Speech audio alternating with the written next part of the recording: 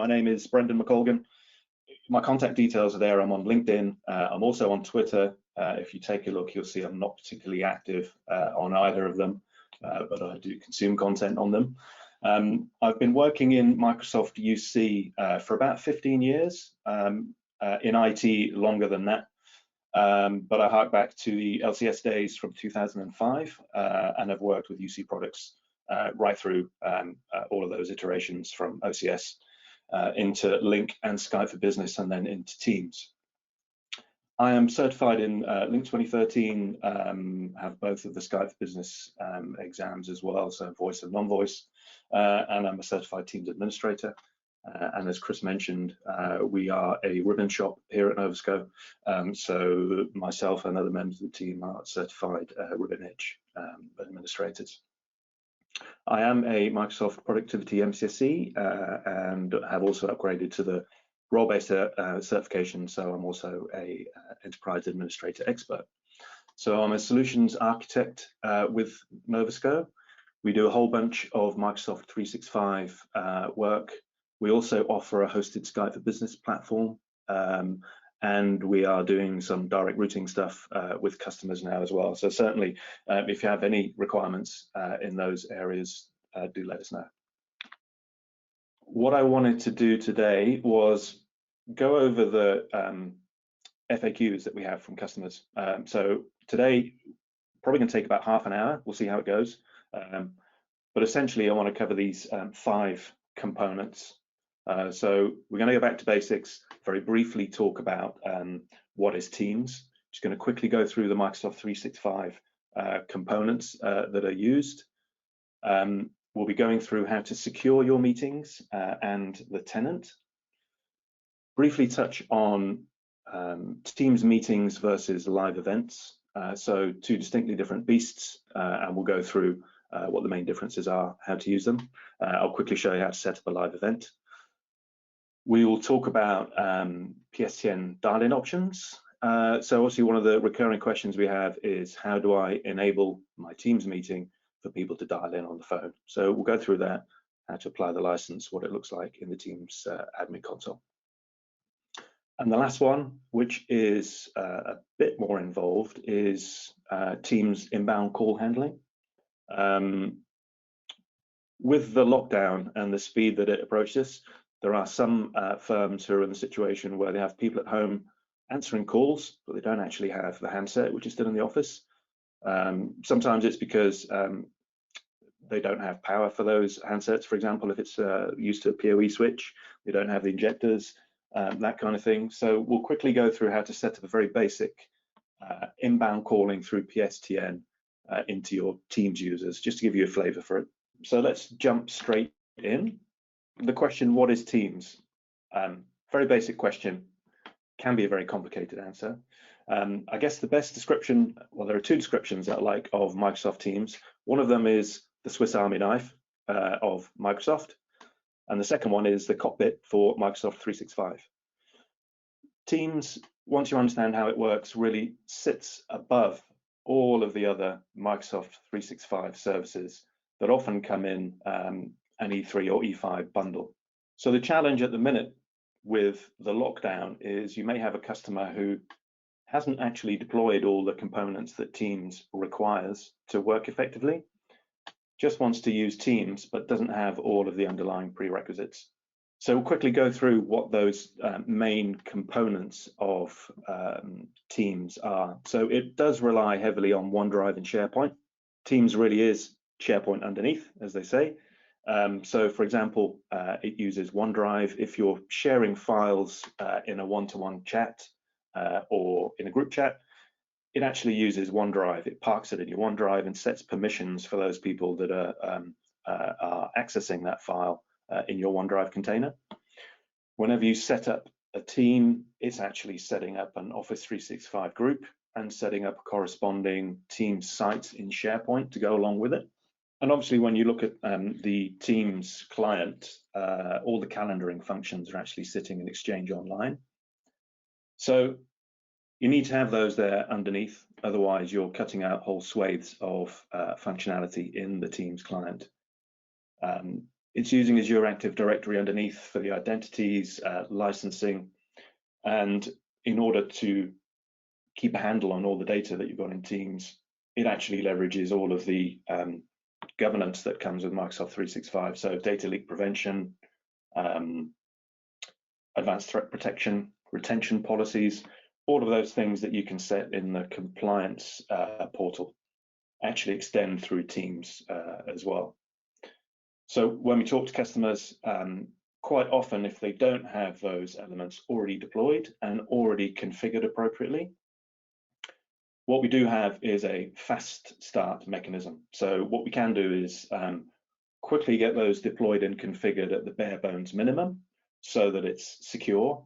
Give everybody Teams, so rapid deployments through Intune, getting the Teams client on desktops and phones and configured securely, and then kind of come back to that last blob as a second phase of the fast start. Say, okay, well, let's get the governance laid down now and have the DLP, the data leak prevention, to make sure that information like credit cards, for example, aren't going outside of your organization.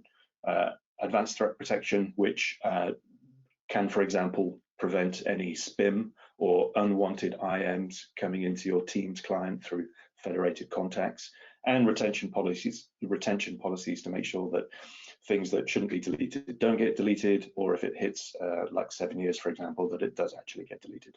So getting all of those set up to make sure that the governance is in place. So that's what Teams is. So common questions: how do I make Teams more secure? So there are lots of things that you can look at in order to do that. Meeting security is one of the key points. So there are elements that we will look at now in the Teams admin console that you could choose to turn on or off, depending on your security appetite. So we'll take a look at the meeting security options. We'll take a look at external communications as well, which in the Skype for Business or Lync world is federated communications. And we'll also look at guest access, which is a big part of, I guess, external sharing in Teams in general. I'm going to touch this very lightly, so I've provided a URL there for the Team Security Guide, which is the Microsoft documentation, which goes into it in a lot more depth. But if you just bear with me, let me bring up the admin console. And I'm just going to start off with the meeting security. So if we take a look at the meeting setting.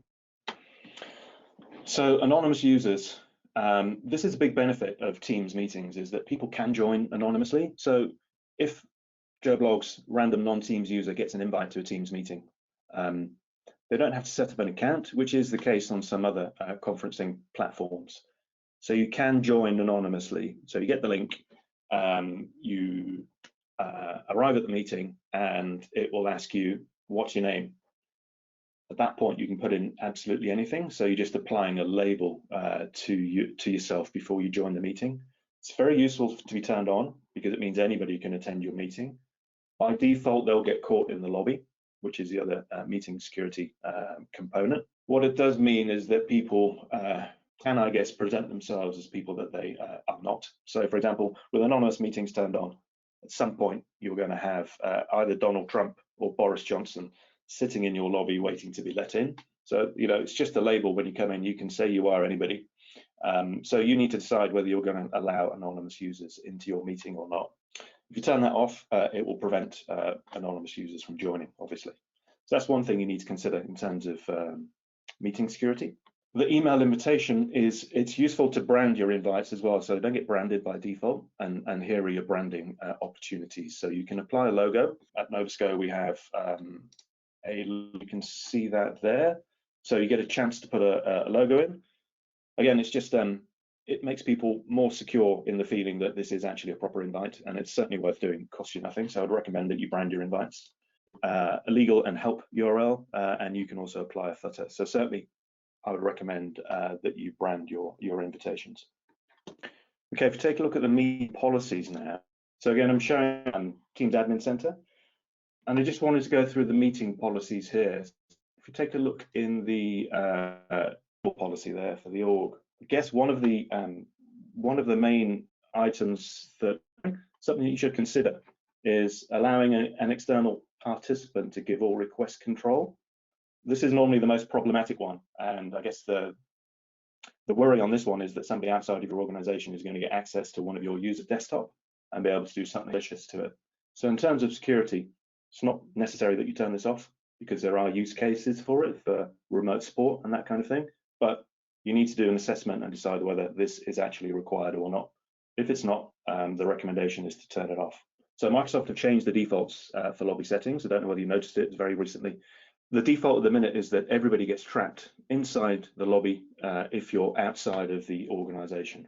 And this is the setting here. So automatically admit people, everybody who is in your organization will come straight into the meeting and not be kept in the lobby. If you are a guest on a tenant, you're regarded as being inside the organization. So this is also something you need to consider.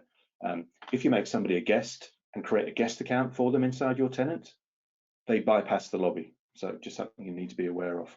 Everybody who joins the meeting, and this is the other security model, is either a presenter or an attendee. Presenter and attendee roles, I guess, are a recent addition to Teams. So before, everybody was a presenter. Now you can make somebody an attendee. By default, everybody is a presenter. You can change that. There's a PowerShell setting that you can use that can change that to make sure that only people in your organization are a presenter, for example, and everybody else is an attendee. So that is something else that you need to consider, the settings around presenter and attendee. If I let me just show you an invite, actually. So you can change that whole presenter versus attendees when you're creating the actual meeting invite. So it can be overwritten. Meeting in the Outlook add-in, there is a hyperlink that says meeting options. So once you've actually scheduled the meeting, you can change that to say who's going to be a presenter and who's going to be an attendee. It's fairly hidden. Schedule it. You can hit here, meeting options, and then you can see, and sorry, he's going to be a presenter and will be an attendee.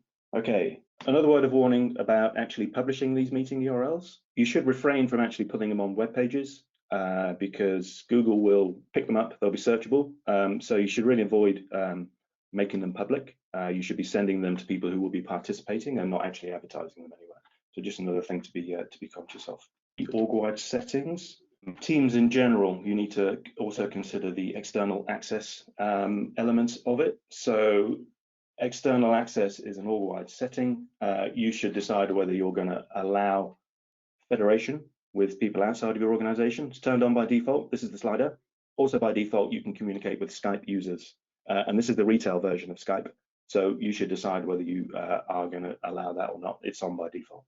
Okay, so that was the security part. I'm just going to go through live events now. So I'm not sure how many people on the call have seen live events before, but it's a larger scale meeting. So the typical use case for a live meeting is a town hall type environment, or a webinar such as we're doing today. So I've been talking to Chris about maybe running another one in a live event.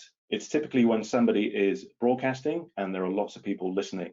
You can have kind of moderated QA as well, so you can feedback questions as part of the session. There is a notion of an inner team and an outer team. So you have an inner team of the events people and you have an outer team of the attendees who can only actually join this through a browser. So there's no option to join with the Teams client, for example, and there's no option to dial in through PSTN either. So you need to be aware that, you know, when you do this, if people are on the road, they can't dial into a phone number to attend a live event. Let me just quickly show you the scheduling process. I really like them. Not many people use them to set up. So you can see new meeting, instead of schedule meeting here, you're just going for a live event. Then that takes you through the scheduling process. Settlements here. So we're going to have a test event, some random text here so it allows us to continue. So there is the concept of an inner team and an outer team. There are two roles in the inner team. You're either a producer or a presenter. And when you create the inner team here, you can actually choose whether they're presenting or producing. If they're producing, they're able to choose which camera feeds are showing in the broadcast, or who is presenting, so they can flip the presenters. Obviously, a presenter is able to share everything on their desktop, their video, their audio, and just share everything as they would do in a typical Teams meeting. So when you go through the live event creation process, you're selecting your inner team here, and then the permissions is the key item here. So you can either have an internal meeting, so org-wide is the default. People need to sign into this with their organization credentials, so it's not open to external attendees. In order for anonymous people to attend, this public item needs to be lit up. And by default, that's not turned on. So you need to go into the settings and allow public events to take place. The simplest way of doing this is through this Teams option. There are other options to run a live event. So for example, you could actually schedule it in Stream, which is Microsoft's video service. So there's another way of scheduling it here, but by far the simplest way of doing it is producing your live event in Teams. This actually produces a Teams interface for that inner event team, and they can obviously choose the video and audio streams within that event team. An option to put a support URL in, which can guide the attendees who are joining in a browser. If they have any problems joining, for example, they could follow this URL. So you can personalize it here. So we just go through to schedule. Once this is created, you'll see it in your calendar, but you shouldn't actually forward that invite to anybody because that is for the inner team. What you actually need to do is get this attendee link. So you're provided with a URL, and then you're left up to your own devices to get that attendee link or URL out to the people in an invite. So typically you create your own branded email, put a wrapper around it, or put it into Eventbrite or another kind of event system. This link goes out to all of the general attendees, but this link here, which is a separate one. So this is for the producers. So you can see here, do not forward this invite to the attendees. So there's a concept of the inner team and the outer team. Setting up these meetings is that you should at least have 2 people. You should at least have one separate events person to run it, as well as the presenter. And also this attendee link. When you look at it, it's a massively long link, which is obviously not humanly readable. The recommendation is that you shorten this link because it's important that it's a single use link. So if somebody starts that broadcast and then stops it again, then you can't reuse it. So the recommendation is to send out like a bit.ly shortened link or something like that, just to make sure that you're protecting that link. And if somebody starts and stops it, you can actually just put another link in there so that you're protecting that link that's been sent out to everybody. I'm going to go through PSTN dial-in options. It's very easy to get your own dial-in number. So when we look in the Teams admin console, there is a huge list of numbers already provided by Microsoft for PSTN dial-in. In order to assign them to a user, all you need to do is apply the license to the user in the admin console. So it's a license required per organizer. So if you turn on the Microsoft audio conferencing license to the user, it will then immediately start stamping those dial-in numbers and the conference ID into the meeting invites. I'll quickly show you how to apply that license. It's very straightforward. I really do think that PSTN dial-in is a weapon of last resort. When people dial into a conference, you get the worst quality audio. So the preference is that people use the Teams client to join in, or the Teams mobile client if they're on the road.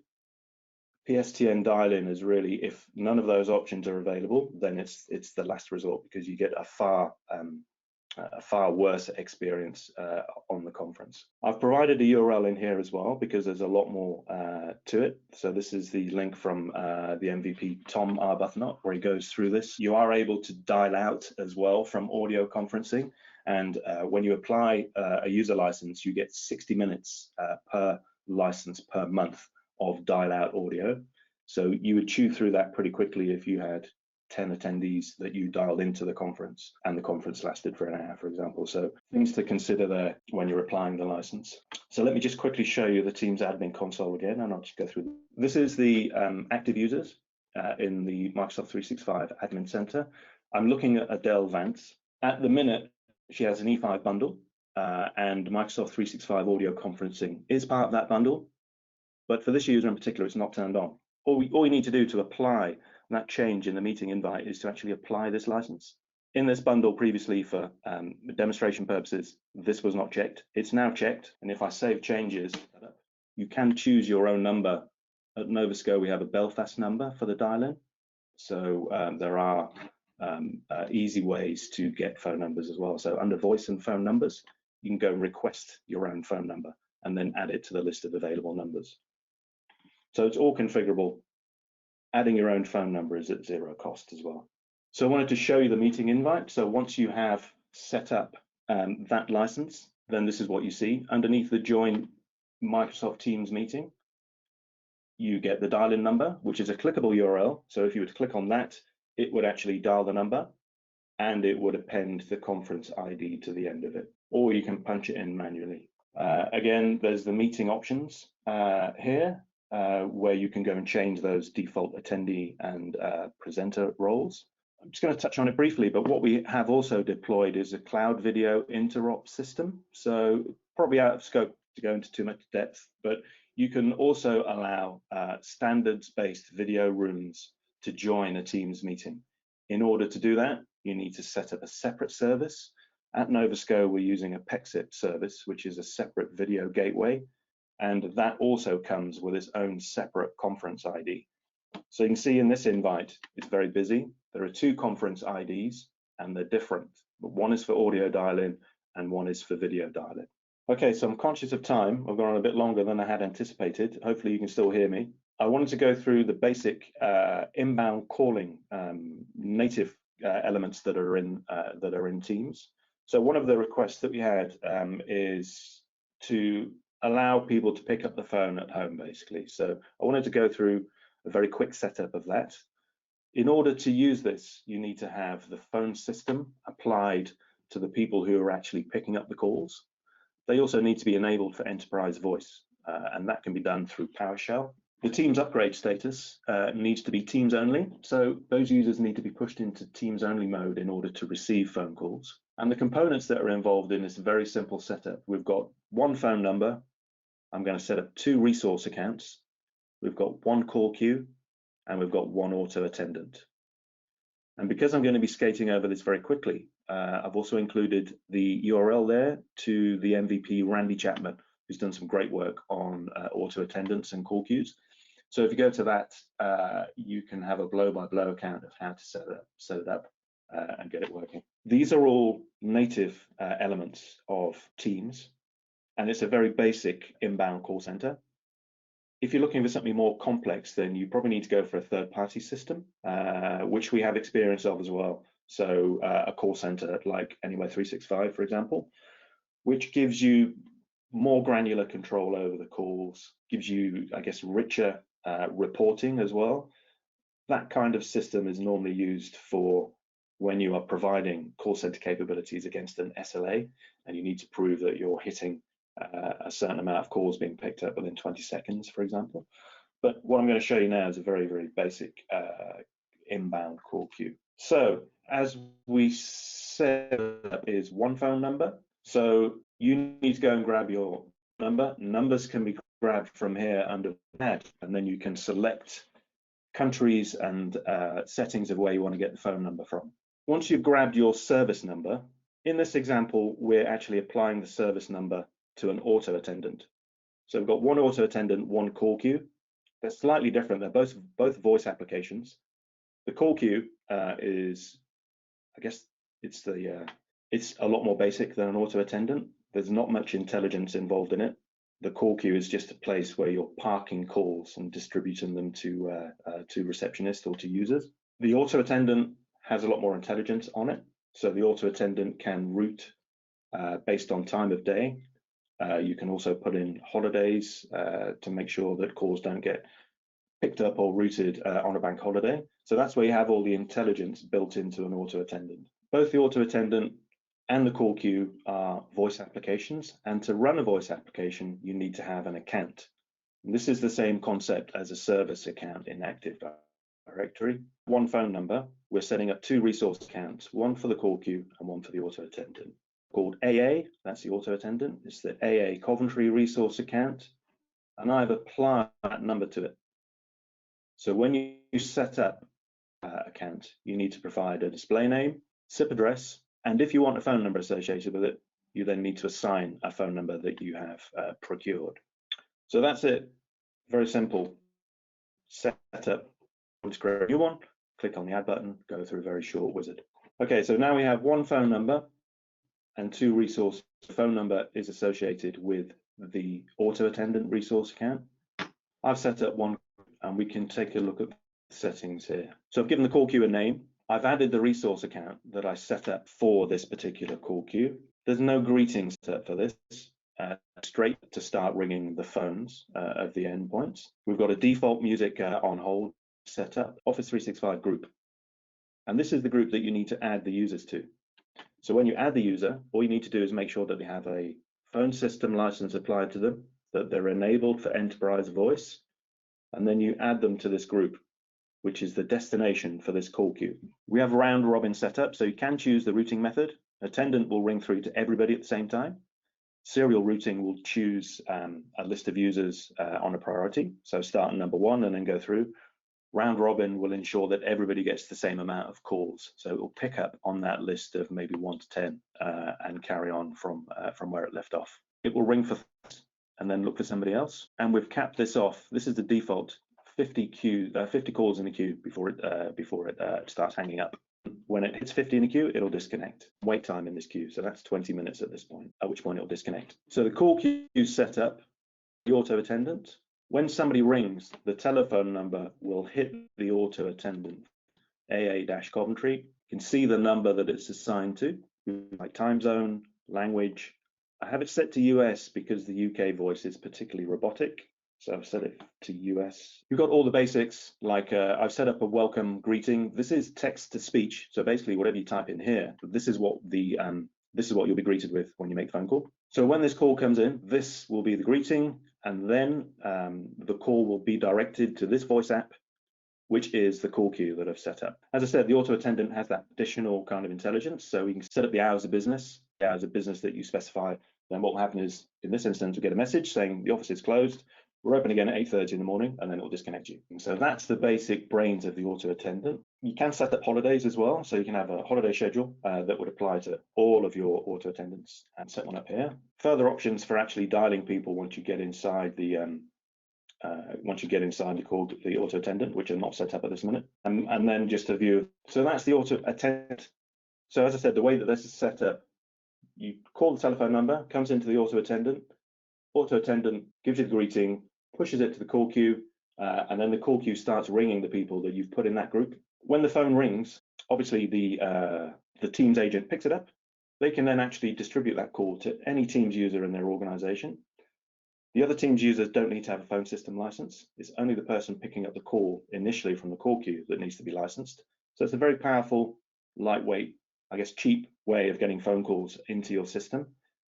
What you can do, if you have the main reception number, you can simply point that number to the one that's been allocated to the auto attendant.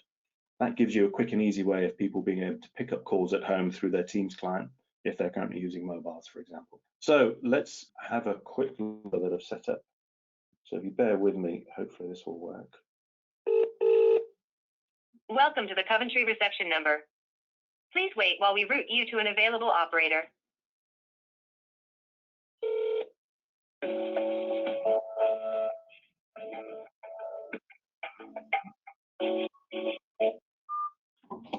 So you just saw it coming through. This is the user who's been allocated to that call queue. So you can see that the number's been routed through, been picked up, the greeting's been played, and then it's pushed it through to this user who has the phone system license.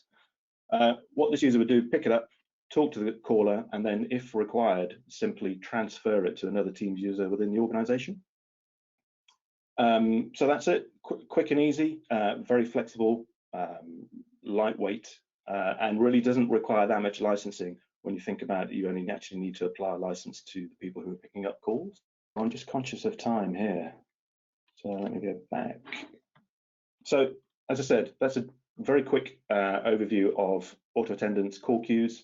There is a URL there for more information, and if you're interested, I would say take a look there and then come and talk to us. In a nutshell, what I wanted to talk about today, so hopefully it's been useful. Sorry about the audio that's been kind of dropping in and out. I don't know whether we have any questions around any of the things that I've shown today.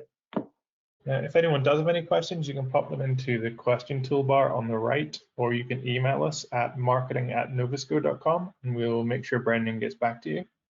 There's none in there, which is good, which means hopefully you explained everything perfectly, or that we're going to get loads of questions afterwards, which is normal. Yeah, thanks for that, Brendan. Oh, you're welcome. It was good. It's interesting to see Teams from that side, because obviously I'm a user of Teams, and I'm aware of all these different aspects that we have to pay attention to. But it's not something I've ever had to think about how it works behind the scenes. So thanks for sharing that. I'm going to assume Brendan's audio dropped off there again. No, so sorry, I'm here. No, that's great. Thank you. Yeah, there are a lot of moving parts to Teams, which is one of the reasons that you really need to think about it when it's being deployed. It is a strange situation to be in where customers are asking for Teams ahead of those other underlying components. And as I said before, that's why we've developed that methodology to get it out there in a basic, secure form and get people using it, and then come back and revisit it and go for a phase 2 where everything is kind of screwed down. It's interesting, people are using it specifically as a meeting platform in some circumstances. So they're not interested in using Teams as a method of file sharing or collaborating in a team, the channel structure, for example. They just specifically want it for meetings, and that's possible as well. And it's understandable in this current environment that they're just looking for a better meetings platform, and that's possible to do. We can turn off all the other stuff if it's not of interest, or we can also, in a hybrid environment where there may be a Skype for Business deployment on premise, we can look at using Skype for Business on premise for instant messaging and other things, and then using the Teams platform specifically for meetings. So all of those kind of hybrid methods are available as well. Yeah, absolutely. Again, so just as a Teams user, I mean, obviously, you're the person in charge of this stuff here. So I know personally, I've been using it for chat and voice. And as the last number of months and weeks have gone on, I'm seeing more and more tools that have become an essential part of my day now. So it's been superb to see how that works. There is one question in there, which is this webinar recorded? Will it be available afterwards? Yes. Probably in a couple of hours, it'll be put on our YouTube channel, or you can link to it if you go to the novasco.com and click on webinars. The video will be linked to from there as well. We are looking, as Brendan mentioned earlier, we are looking at doing some follow-ups on this. There was some interest in, I guess, some of the things that I would find useful. So from a user point of view, things like minuting meetings or using the whiteboard function, or just sort of that UX stuff that most people would benefit from if they knew about, but probably don't know about. You're okay to do that, Brendan? Yeah, absolutely. And I think we had that discussion before about meeting lifecycle. So the concept of a channel meeting where you're talking about the content before a meeting actually begins, and then the channel meeting is put there in advance, and then everybody can see when the meeting starts, and there's a transcript available afterwards. There's a recording, and there's a live transcript available, and follow-up actions are then allocated from that meeting, and it's all an object in the channel. That's a great story. I've not seen it reused very much. Typically it's all scheduled meetings, but that's a whole session in itself. Cool, very cool. Well, thank you everyone for giving us your morning. As I said, this will be available to watch online if anyone wants to. And yeah, thank you very much, Brendan. All right, thank you.